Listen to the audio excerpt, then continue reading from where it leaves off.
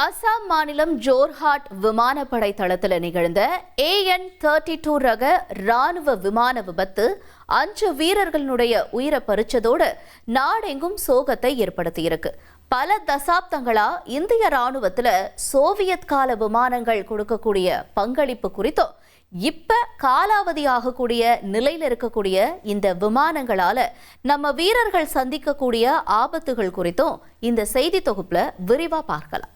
உலகின் மிக உயரமான சியாச்சின் மற்றும் லடாக் ஓடுதளங்களில் முதலாக பாதுகாப்பாக தரையிறங்கி சாதனை படைத்தவை இந்த AN-32 விமானங்கள். கடந்த 1984 ஆண்டு இந்திய விமானப்படையில் இணைக்கப்பட்ட ஆண்டோனோவ் AN-32 ரக விமானங்கள் வெறும் சாதாரண போக்குவரத்து வாகனங்கள் அல்ல. அவை இந்திய எல்லை பாதுகாப்பின் உயிர் நாடி. இமயமலையின் மிக உயரமான கடுமையான குளிர் மற்றும் அடர்த்தி குறைந்த காற்றுள்ள பகுதிகளிலும் என்ஜின் திணறல் இல்லாமல் பறக்கும் வகையில் சோவியத் ஒன்றியத்தால் இவை இந்தியாவுக்காகவே பிரத்யேகமாக வடிவமைக்கப்பட்டன. இதன் என்ஜின்கள் சாதாரண விமானங்களை விட 1.5 மடங்கு அதிக சக்தி கொண்டவை.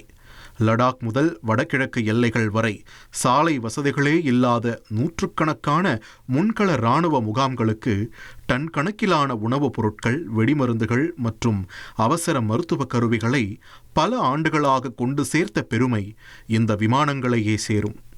கடந்த 40 ஆண்டுகளுக்கும் மேலாக ஓய்வில்லாமல் உழைத்த இந்த விமானங்கள் தற்போது தங்களின் ஆயுட்காலத்தின் இறுதி பகுதியை எட்டியுள்ளன. வயதான இந்த கட்டமைப்பை பராமரிப்பதில் இந்திய விமானப்படைக்கு தொடர்ந்து கடுமையான சவால்கள் நீடித்து வருகின்றன. இந்திய விமானப்படை வரலாற்றில் இதுவரை 15க்கும் மேற்பட்ட AN-32 விமானங்கள் பல்வேறு விபத்துகளில் சிக்கியுள்ளன. இதில் 100க்கும் மேற்பட்ட சக்தி வாய்ந்த விமானப்படை அதிகாரிகள் மற்றும் தொழில்நுட்ப வல்லுநர்கள் தங்களின் உயிரை இழந்துள்ளனர் என்பது பெரும் சோகம். இதில் உச்சகட்டமாக கடந்த 2016 ஆண்டு சென்னை தாம்பரத்தில் இருந்து 29 வீரர்களுடன் புறப்பட்ட AN-32 ரக விமானம் வங்காள விரிகுடா கடலுக்கு மேல் மர்மமான முறையில் காணாமல் போனது இன்று வரை ஒரு ஆறாத வடுவாக உள்ளது. இந்த விமானங்களை தயாரித்த ஆண்டோனோவ் நிறுவனம் யுக்ரைனைச் சேர்ந்தது என்பதால் தற்போதைய ரஷ்யா யுக்ரைன் போரின் காரணமாக அவற்றுக்கான அசல் உதிரி பாகங்களை பெறுவதில் பெரும் முடக்கம் ஏற்பட்டுள்ளது. இது விமானங்களின் வழக்கமான பராமரிப்பு பணிகளை கடுமையான நிலைக்கு தள்ளியுள்ளது.